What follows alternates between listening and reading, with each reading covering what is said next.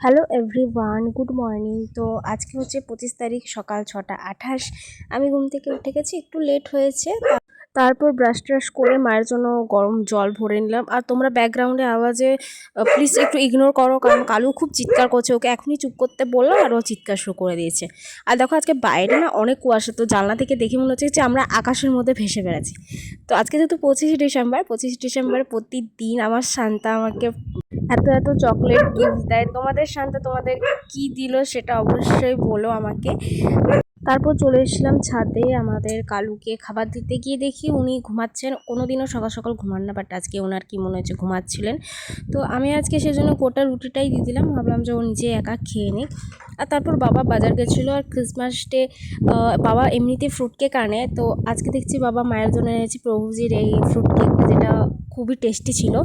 আমি কোনো একদিন তোমাদেরকে আমার বাগানের একটা ট্যুর ভিডিও দেব, যেখানে দেখাবো শীতকালে আমরা কি কি গাছ লাগিয়েছি।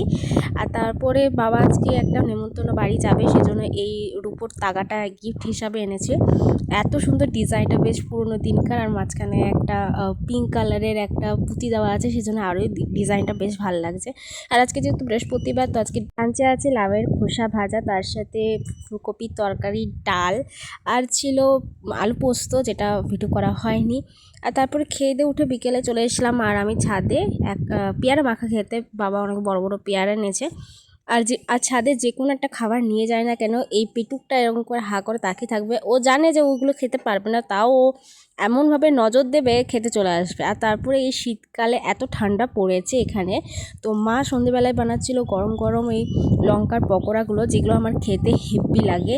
আর যেহেতু ফ্রিজে আগের থেকেই ধনে পাতার আর পুদিনা পাতার একটা চাটনি রাখা ছিল, তো ওইটার সাথে গরম গরম লঙ্কার পকোড়া খেতে আমার বেশি ভালো লাগে। তো চলো আজকের মতন এখানে। ভিডিওটা ভালো লাগলে like, comment, share and subscribe করতে ভুলবে না।